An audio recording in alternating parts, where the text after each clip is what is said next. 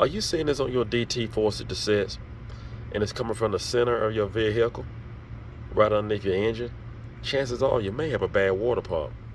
Hello and welcome to my channel. In this video segment, I'm going to show you how to replace that water pump on your DT466E and get your vehicle back on the road again. Because that's what this channel is all about, helping you to save money. If you're not a subscriber, just hit that button, become a subscriber right away, and it's free. So let's begin. The first thing we're going to do, we're going to unstrap the hood. We are on our right side. And you're going to find your water pump on the right side of your engine, right here. I like to have a clean drain pan to catch my antifreeze, providing the antifreeze is clean and still good, because antifreeze is high. We're going underneath the vehicle, and here you can see where the water pump is actually leaking. And we're just going to go over here to the radiator and break loose our drain plug. Now this is definitely a good sign. We still have antifreeze to drain.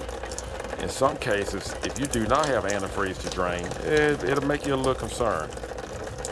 Just tighten up our drain plug.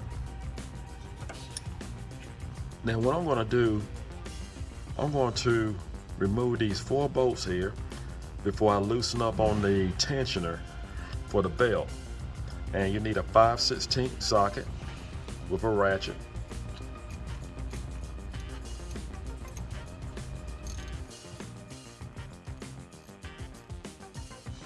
And I'm just going to break the last bolt loose.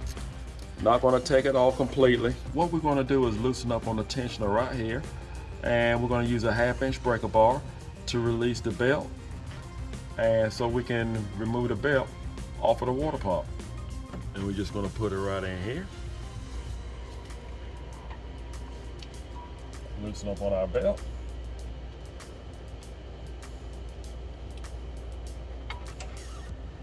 And you can leave your breaker bar right there. Now we're just going to remove this last bolt. And all you have to do is just shake your pulley. It'll come right on off. Now we're going to remove these bolts from the water pump, and we still need a 5/16 socket. It don't take much to break them loose.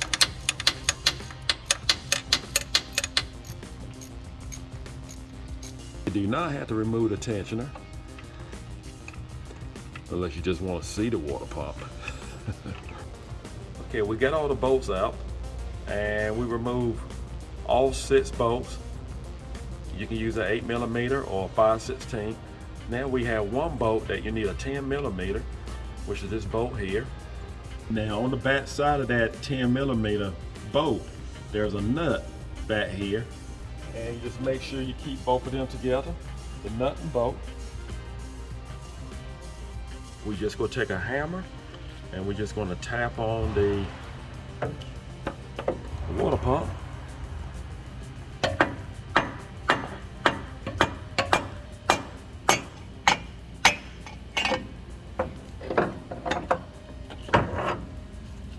Just reach in there and pull it right on out.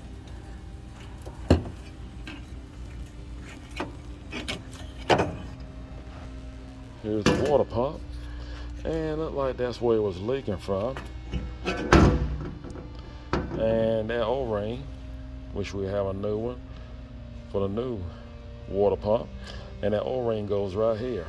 That's what actually seals it. Here's our new water pump and the O-ring. I'm just going to put a little grease around it, just a little.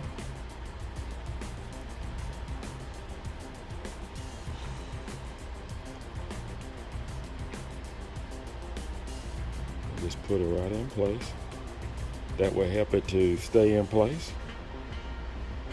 And while that's sitting there, I'm gonna go over to the engine and clean the base.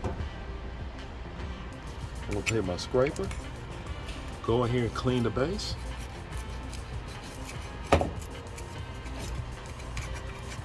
where I scraped off the base. Now we'll take some super clean, and I'm just going to clean here. You can use brake cleaner, whichever you prefer, and just take a rag, wipe it clean. Well, I believe that's about the best we're going to get it. Now, right here, I don't know what happened there. I don't know if the propeller or the water pump did that or what.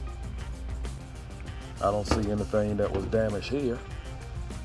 Well, you can't get it wrong. We only have one 10mm hole, so we just make sure that that lines up, and the rest of the pump should be lined up.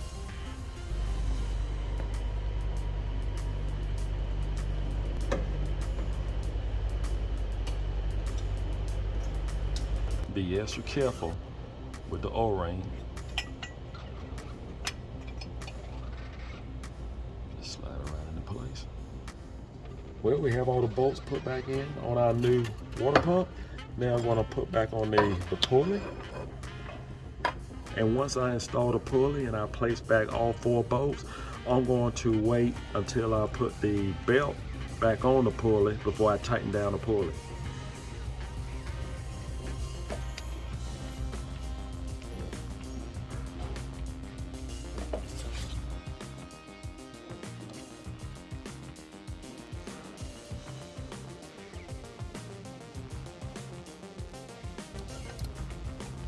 Well, we have all the bolts snug on the pulley. Now we're going to place back on our belt. Just make sure your belt is in all the grooves.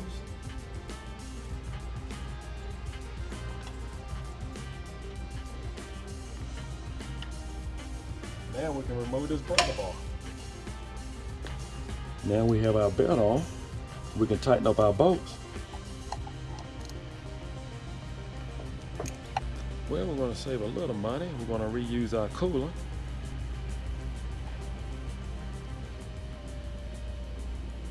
Our reservoir is full of coolant. I'm going to crank the vehicle up, and I'm going to leave the radiator cap off for the time being, and I'm going to allow the air the fluid to circulate, and whatever air may be inside the system to escape out through the hole here.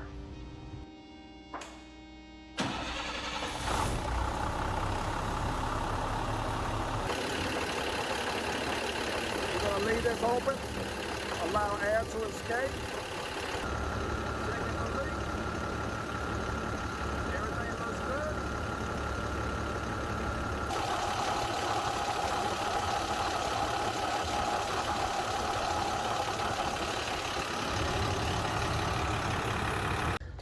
Now what you want to do is shut the engine off and recheck your coolant. And we lost a little bit. We just want to top it off. Well, that's all you have to do to get your DT466E back on the road again by replacing that water pump. If you go by this video step by step, you cannot go wrong, and it didn't take that long. Thank you for watching. I hope this video was helpful. Do not forget to subscribe. Do not forget to hit the notification button to let you know when I have a video to come out. Take care, and God bless.